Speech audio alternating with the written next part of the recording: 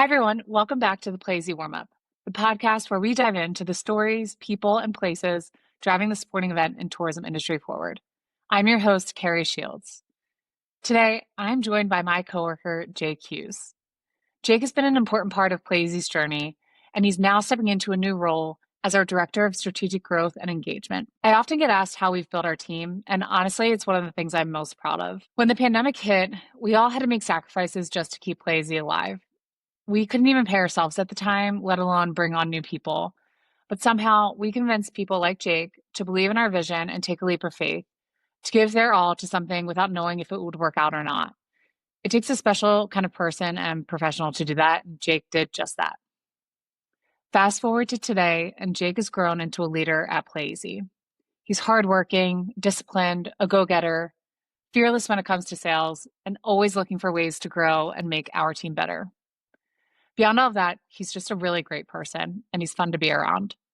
It's been an honor to watch his growth, both professionally and personally, and I feel lucky he's been a part of what we're building. In this episode, we'll talk about Jake's background and how he first got connected with Playeasy, the pivotal projects he's been a part of, and the skills from his sports career that still shape his work today. We'll also take a look behind the scenes of our first ever Playeasy Innovators Summit and hear what Jake is most excited about as he steps into this next chapter. And be sure to stay around after to hear Jake's conversations with some attendees live at our summit. So with that, let's get into it. Here's my conversation with Jake. Nothing brings people together like sports, and no place brings people together like the beach, Myrtle Beach, South Carolina. There, you'll find first-class facilities and an experienced planning team that will make sure your sporting or esports event goes off without a hitch. And when the games end, the real play begins. With 60 miles of endless activities and entertainment, it's a guaranteed win for all ages. That's why you can't beat the beach. Start planning at myrtlebeachsports.com. Jake, welcome to the Playeasy Warmup podcast. Thank you. I'm excited. Looking forward to this. Yeah. Yes, I'm excited to have you. And so let's start from the beginning. Could you give us a little bit of your background and how did you first connect with Playeasy? Yeah, so I grew up outside of Boston, played sports all my life, basketball, baseball, soccer. Did not end up pursuing any in college, although kind of wish I did. But I ended up going to UMass Amherst. And so when COVID hit, I was actually a freshman. And so that summer, my brother was helping you guys upload facilities and everything as you're kind of shifting to the destination model, building out destination profiles. And we would actually, well, I guess I then heard about the opportunity, started to help out a little bit too with uploading facilities. And so my older brother and I would literally be uploading facilities at the most random times, sometimes from like 9 p.m. until midnight, and have a competition to see who could upload more within that time span, which was funny. And I originally just heard about the concept of Airbnb for sports facilities, which is obviously what Playeasy originally started as. And I was like, wow, this is the coolest thing. Like, I'm all in. And so I ended up also, hearing that, oh, Sean's looking to raise a little bit of money. And so I remember as I was just starting to get going, I had maybe $5,000 in my savings account as a freshman. And I was like, well, like I can invest this money. And so I remember sending Sean a message at maybe like 9 p.m. on a Friday night being like, hey, I heard you guys are raising money. Like I have $5,000. I would put that in. And I'm sure he loved that. So from there, the rest of the summer, I continued to upload facilities. The next fall, as a sophomore, I ended up going to Hawaii for a few months because I had online school.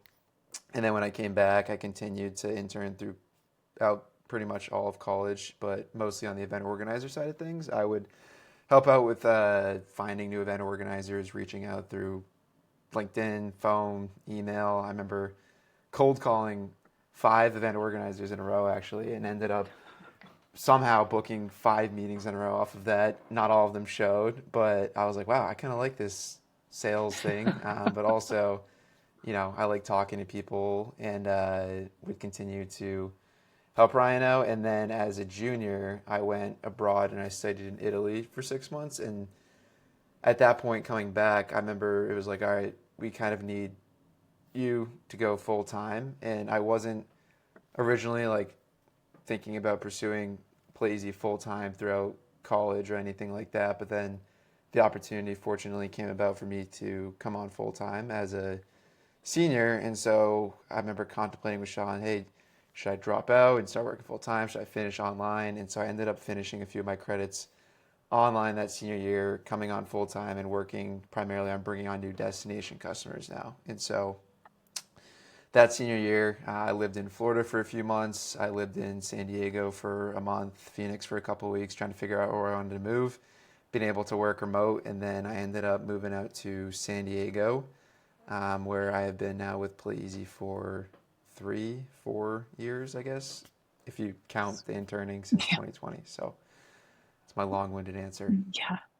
Yeah, that's crazy. I mean, going back through some of those memories, you're bringing me back to the facility uploading. So for people that don't know, when we would onboard a destination, we would help onboard some of their facilities and upload as part of our support for that onboarding. And so Jake and his brother were behind the scenes of racing who could complete the most in the amount of time. So definitely some crazy times back in COVID, but you are truly one of a kind, and we are so happy that you have believed in us and stuck by us through all of these years and through like the different phases of your life. And it's been really cool and exciting to just see you grow. And so, looking back, what have been some of the most pivotal moments or projects in your journey with Playeasy so far? Yeah, so I'd say three different ones came to mind. Going back, this is more of a personal pivotal moment, I would say, when I first went to the Esports Travel Summit, I think in 2022. This was the first conference I went to alone, and I think it was a big stepping stone for being able to take on more responsibility and earn your guys' trust to do that. I remember, like, I wrote down notes about literally every single interaction I had. I had a whole Excel with everyone going. I was very organized and prepared, but I think the biggest thing when you go to some of these conferences alone is like, hey, you're forced to go meet people and make these connections. You don't have your team to fall back on to go out to eat. And I remember we worked with Salt Lake City at the time, and so I met Evan with Salt Lake, and he was nice enough to invite me out to dinner with some of the guys he was going out to eat with, and I still don't forget that moment, and ended up building some great relationships with other people like Justin with Greater Ontario, Stuart with Lake Tahoe, both great customer of ours now, and people I love staying in touch with too. So that was definitely a big moment. The second one I would say would be when Playeasy partnered with Sports Travel and the sports facilities companies. I think that was like a very pivotal moment at a much needed time to get some credibility in the industry, especially as we were somewhat of a newer company on the block. We got more trust, I think, from our not only our customers but also non-customers, and was great strategic partnership there. And then the last one I would say is just right now. I think that we're in such a incredible phase after coming out of the summit, and I've never been more confident in our team's vision and mission with where we're headed. I love it. And when I say that you're truly one of a kind, I think you are one in a million, and college students who are already looking, dedicating their off time to being a part of something that could be something big. And you have been fully invested in that since your time in college. And I think for me personally, a lot of building this business, I reflect on my time playing sports and just the all of the qualities, whether it be, time management, my work ethic, being a part of a team and leading. And with your sports background, what skills do you think that you developed through your sports career that you now lean on in your role here? Yeah, so many I would say. Definitely agree with work ethic and just competitive drive, wanting to win and instilling that. Also, teamwork is a huge thing that you learn through sports. I was a captain of a couple teams in high school, so I think that was great to be able to be in a leadership role and get some experience with that. But I go back to one story that I think was a very pivotal moment. I was always athletic and made pretty much every team, but when I was in fifth or sixth grade, I didn't make this one AAU team. And I remember partially like, great point. I was a point guard, and they're like, hey, great skills, but I wasn't the best shooter at the time. And so I took that feedback, and what I would do, and I continued to do throughout all of high school, was I would start right next to the basket. I would hit 5 shots with one hand, at the first line, kind of like at the block, I take a step back, hit five more, take a step back, hit five more, get to the free throw line, hit 10 free throws, take a step back, hit jump shots, and then get to the 3-point line. And so that was kind of like a moment of like, hey, okay, start small and continue to improve on this. And if you can put in the work and work towards something that, you need improvement on, that you can get better at that thing. And I think I've never been the naturally smart person in school, and I always had to work at it and figure out what works for me. My dad would always say, like, the most important thing isn't like making the team or getting the A on every single test. It's how to learn how to learn. And so I think that was always instilled in me of like, okay, how can I get better at this and what works for me? And so I think that would be probably one of the biggest things is knowing that you can improve and knowing it's going to take work, but that if you do put in the right amount of work, that you can improve. And I ended up joining a different team that ended up kicking that team's butt anyway, so it's all good. I love that. And one of the reasons I want to have more of our team members on is because I get to learn more about you. So I've never heard that story, and it is so applicable to who you are today. For those who don't know, Jake, Yeah, he is always bettering himself outside of work, always thinking of ways that he can grow, within his position as a leader, always sending recommendations for books and podcasts. And so it's cool to hear that how much, through sports and now in the business world, you're still the same. can I ask you a question real quick? What was your Yeah. pre-game routine for basketball? Because Oh, you've gone through your history a little bit, but you had quite the college background and everything. So I'm curious. Did you have like a pre-game routine? yes. Yeah, it's funny you ask. As you were describing your shooting routine, I immediately go back to my baller days. I was was very superstitious. Anytime, and to this day, I still shoot a lot. I always, before I leave the court, I have to hit a three, a free throw, a left hand layup, a center layup, and a right hand layup, and they all have to swish. I Love it. can't hit. So I remember that at teams you that were is, trying to get a free throw. yeah, I am, yeah, it really hasn't changed. It doesn't go away. It's been since I was in grade school, like probably third grade. Um, but it's just having that routine. Yeah, it's funny how just things don't go away. But yeah, Totally. you brought me back to I forgot we shot. We need to do that again soon. Yeah, But so I know. up until this point, we'll talk about kind of your new role in transitioning into this new role that you have. But up until this point, what has been your day to day and your job at Playeasy?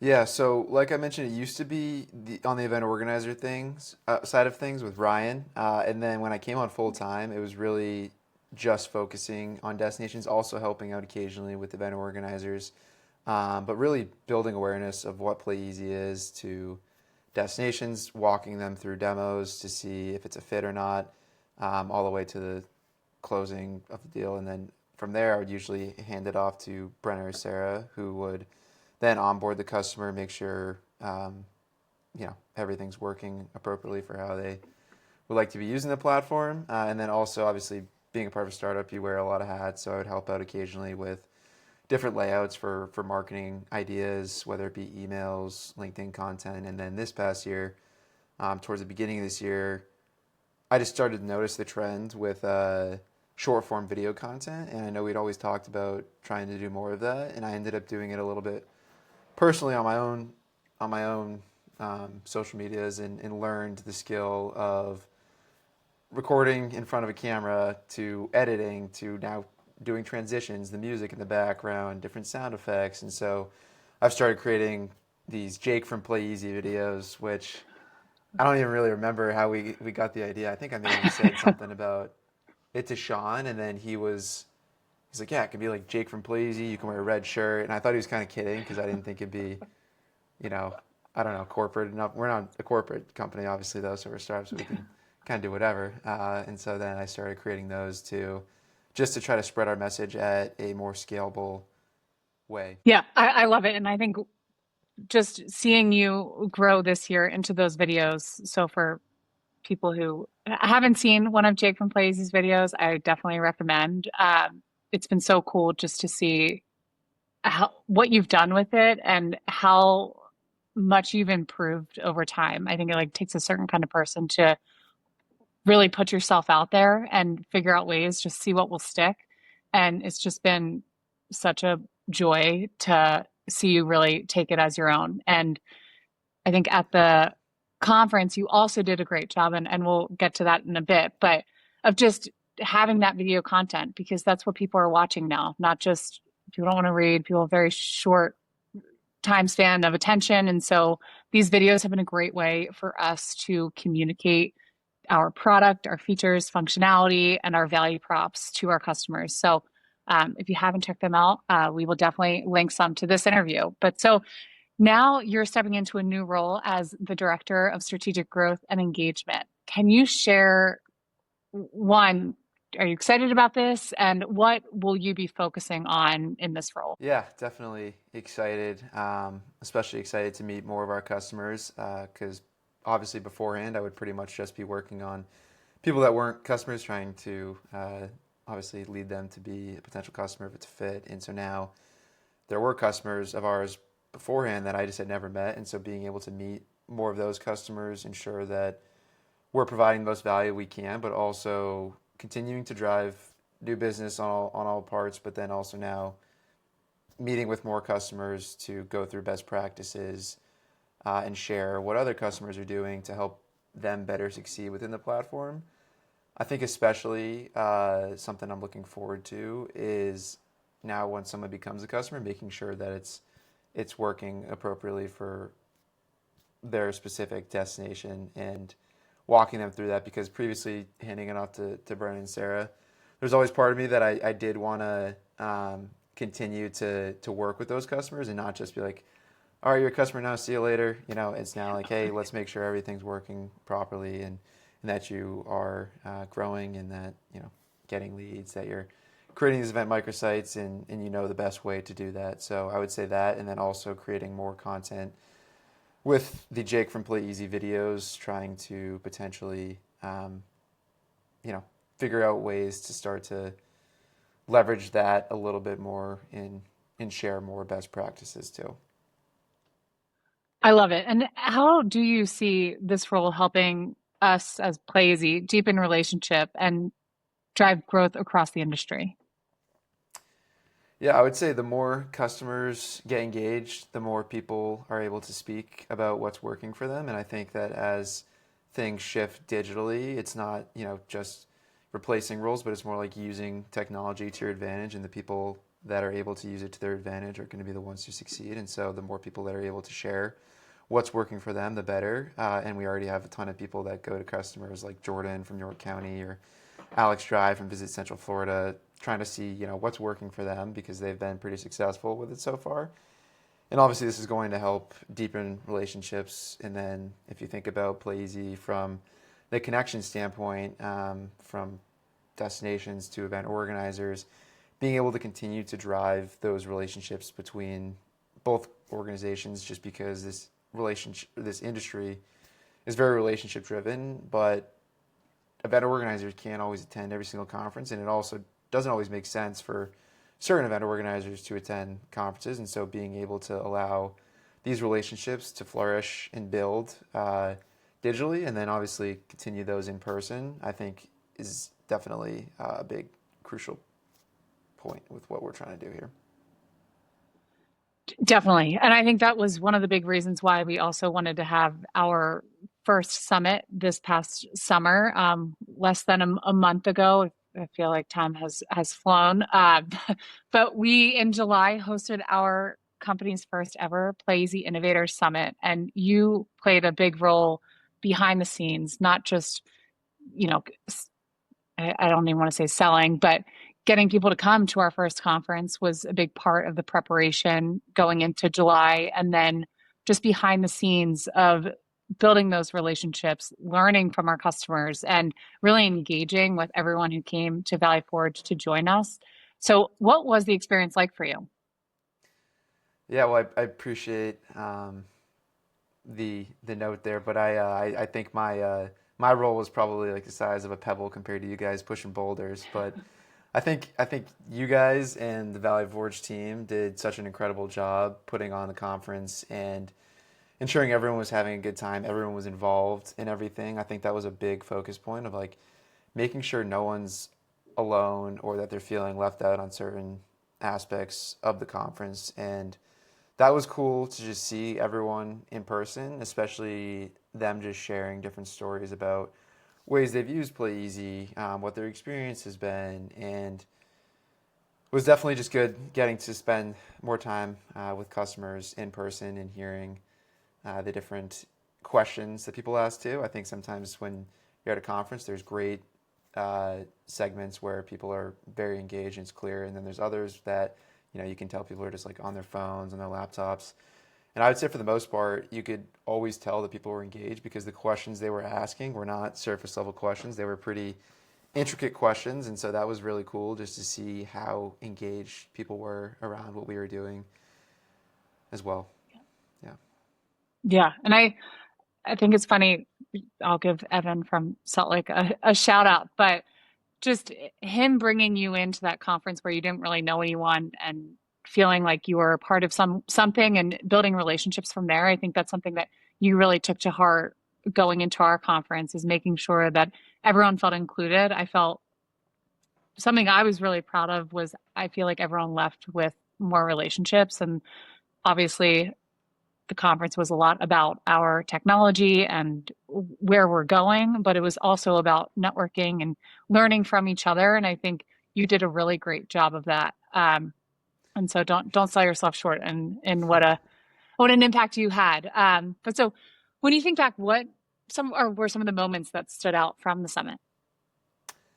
Yeah, I'd say three come to mind. One would be Chris Coleman with Columbia County Sports Commission. I remember hearing his story about how he's going out to his local businesses and really getting in front of them to see who wants to get involved in sports, spreading the word about what they're doing. I think that he takes the approach of boots on the ground, which was super, super cool to hear. And I give him a lot of props for doing that. Not everyone's willing to put in the work to do something like that. But then also, he mentioned one of his restaurants offered a promotion and they were so busy that the restaurant workers actually had to go out and get more ingredients that same night.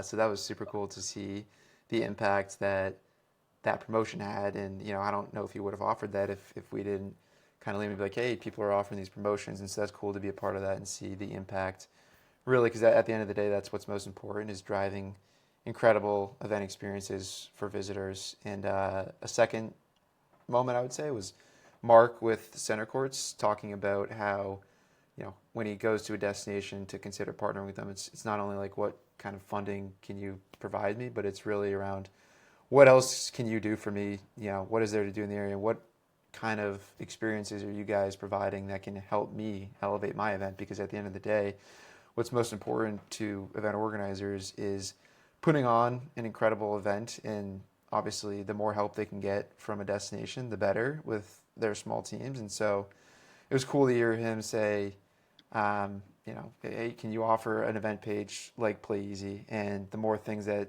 these destinations can do to show what there is to do in the area, to show the different unique offerings out there, the more likely people are going to want to come back to his event, but then also want to come back to Valley Forge, for example, too, which I think was a big point.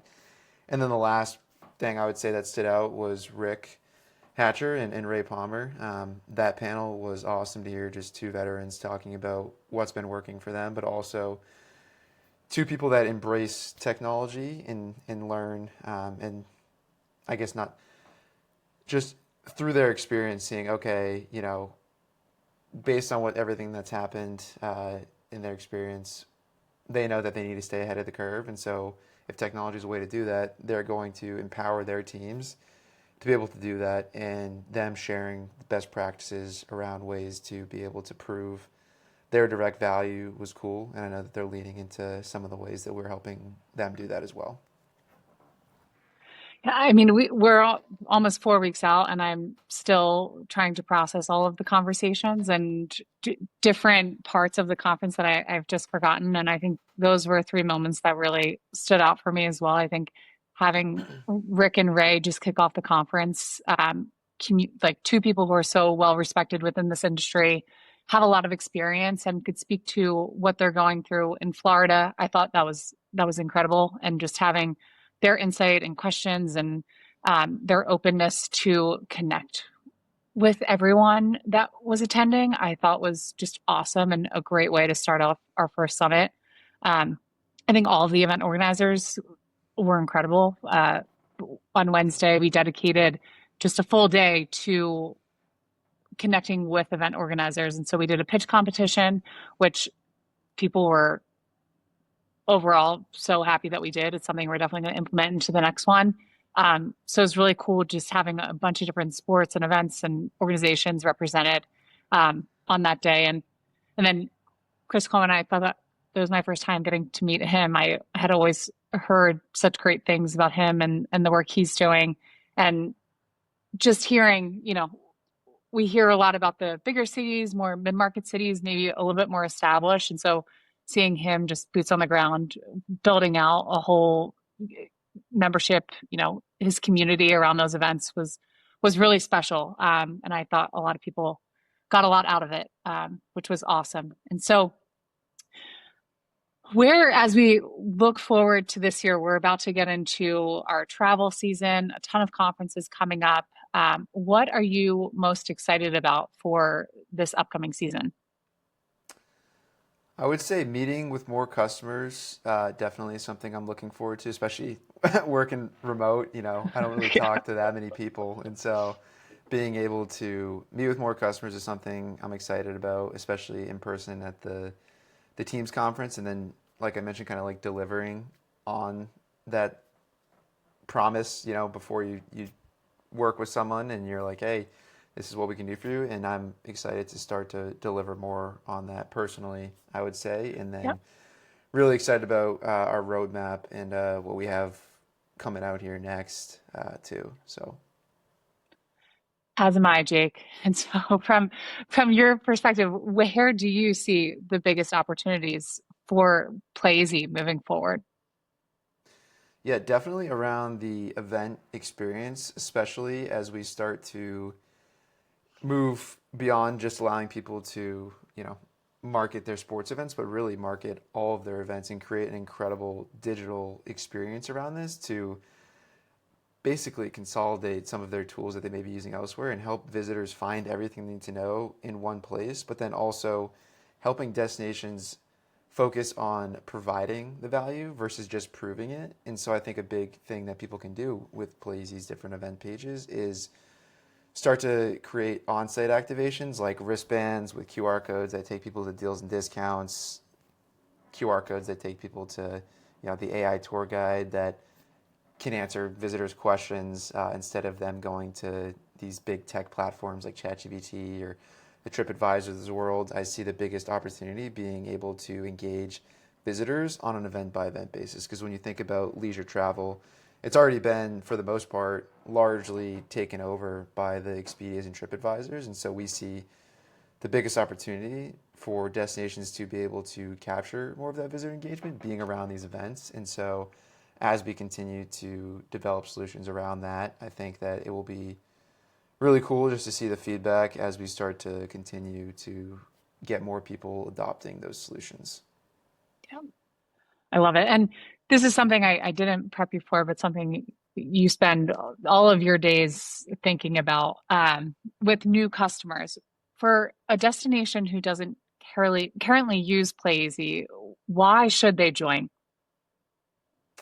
Yeah, well, I would say that it used to be to get leads year round. That would be the big selling point, obviously, of Play Easy back in 2020, 2022. But a lot of people don't really know everything that we do offer outside of leads. And the leads is really just a cherry on top now. It's really around, if you're a sports salesperson, let's say, you can now use some of Playsy's event experience tools to be able to sell your event organizers, like Mark, for example, who's looking for more than just money. It's like, hey, what else can you guys do? And the more tools you can offer, especially the ways that you can streamline some of these tools, I would say the better. I think collecting data too around what you are doing to benefit your local businesses, benefit your hotels, and not just relying on event organizers to give you a pickup report or having to go to hotels after, and maybe you get the pickup report, maybe you don't.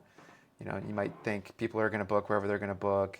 People are going to go to businesses for whichever business they're going to go to. But I think if you take that mindset, you're kind of taking a losing mindset of like, your role would be diminished then if you're just going to say people are going to do that. And I think that, like I mentioned, where you can start to really engage these visitors and take back some of that engagement is around the events. And so I would say being able to track hotel referrals, bookings, local business promotion redemptions, engage people with our AI tour guide and allow it to answer questions that are curated with your local expert knowledge is a huge selling piece too to event organizers, just to better get people to find all this too, because it can ask you questions about specific hotels around each event.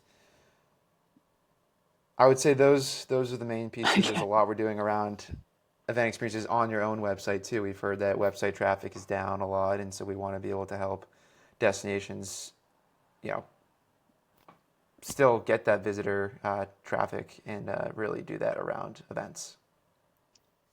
Definitely. That was great. And I didn't even prep that question for you. So, and clearly you have grown so much over the course of the last few years working at Playeasy. I've seen it personally and professionally. So what has been the biggest lesson you've learned through this journey? I would say patience is one of the biggest lessons I've learned. I sometimes struggle with being patient, and I think that when you work for a startup, you have to realize that things take longer than expected, and you can't always just work harder to get somewhere quicker. You just have to basically continue to put in the work, but trust that good things will come and that you just have to continue taking the right action steps that lead you in the right direction. And I think that one of the biggest lessons I've learned personally is I feel like I do best when I'm making progress towards something and when I'm spending time with people I enjoy spending time with. And so having you guys all at Playeasy to work with and work towards something meaningful that's making an impact has been super incredible to be a part of. So, Oh, thank you. We are so happy to have you on our team. And this has been such a pleasure getting to talk to you a bit more. Hopefully, people will, yeah. who haven't had the opportunity to get to know you, will learn a little bit more about you. But for anyone who would like to get in contact with you or learn more about Playeasy, what's the best way to do so? Well, if I haven't sent you a LinkedIn connection already, I would say LinkedIn. I also have YouTube, Jake from Playeasy videos. That's where I just store all the YouTube videos that I post on LinkedIn. So if you want to also check that out or subscribe, probably have 2 subscribers. I don't really push it. So if you want to go on there. Otherwise, feel free to shoot me an email. I've probably shot you an email before, so I'm sure you have that email as well. Awesome. Well, Jake, thanks so much for being here. I am just so proud of you and the person and professional that you are. And I'm just happy that you are on our team. And I'm excited to continue to grow Yeah, Playeasy with you on our team. So thank you for being here. likewise. Until next time. Thanks for Thanks, having me. everyone. Yeah. Bye. See ya. Bye. All right, I'm here with Kayla with Visit Greenville, South Carolina.